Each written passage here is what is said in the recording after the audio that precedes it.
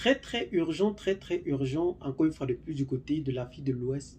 plus précisément sur les terres maliennes, nigériennes et burkinabé. Les trois pays aujourd'hui qui ont décidé de prendre leur destin en main viennent encore une fois de plus de concrétiser la sécurité du territoire national. Quand on parle ici de sécurité du territoire national, on parle de ces trois pays unifiés qui forment aujourd'hui l'AES. La coopération tripartite entre le Niger, le Burkina Faso et le Mali, qui a pris une autre tournure, commençant par Gao, vient encore une fois de plus de montrer quelle force de frappe ces derniers peuvent contrecarrer les terroristes. D'abord, du côté du Mali, nous avons observé la neutralisation de plusieurs terroristes à Tessi qui a révélé bel et bien plusieurs personnes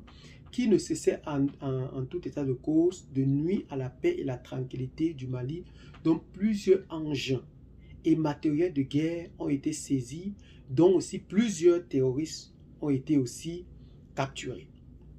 Du côté du Burkina Faso, plus précisément à Mokoy, ces derniers ont aussi fait une coopération tripartite qui a permis bel et bien la neutralisation en continu de ces terroristes et la saisie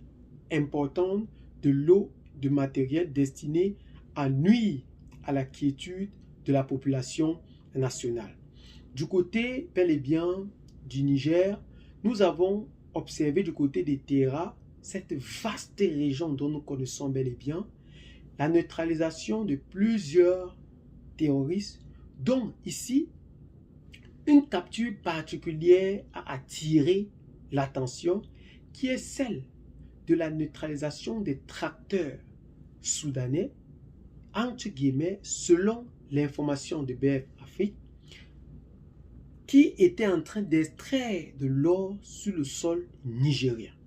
Ce qui a captivé encore une fois de plus l'attention sur cette exploitation illégale d'or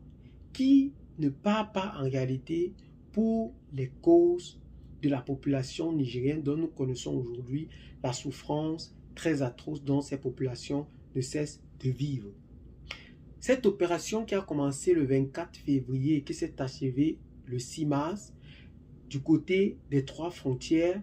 permet bel et bien de contrecarrer tous ces avancées terroristes pour enfin renaître les cendres de cette coopération. L'arrivée des trois militaires au pouvoir a bel et bien qui était de donner une nouvelle feuille de route à cette politique de ces trois pays est en train de se voir aujourd'hui coordonnée d'une manière efficace. Les trois pays, selon le général Salifou Modi, ministre de la Défense nigérien, sont en train de vouloir créer 5000 hommes capables de défendre sur le plan terrestre et sur le plan aérien ces terroristes pour enfin leur faire taire définitivement. Mais nous connaissons bel et bien que ceci est un point culminant de ces avancées de la politique de l'AES aujourd'hui parce que l'objectif principal est la neutralisation ou la fin de ce terroriste qui ne cesse, entre autres, de vouloir nuire à la population de l'AES aujourd'hui. Et nous connaissons aujourd'hui que les chefs d'État de l'AES sont prêts aujourd'hui à négocier avec la CEDEAO puisqu'ils ont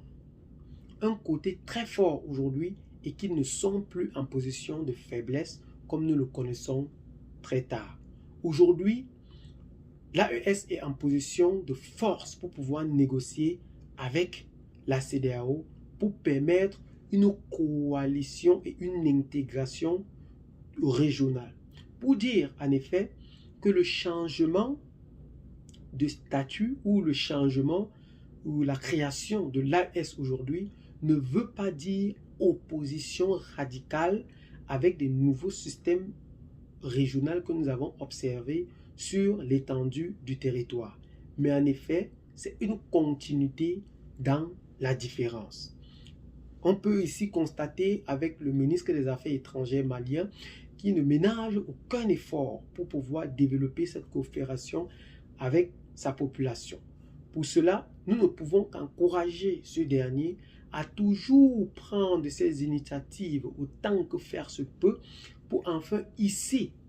ces éléments au plus haut niveau que possible. Le Mali aujourd'hui est plus que prêt, ou le Burkina Faso ou le Niger, à mettre fin à ce terrorisme que nous connaissons en haute et intelligible voix.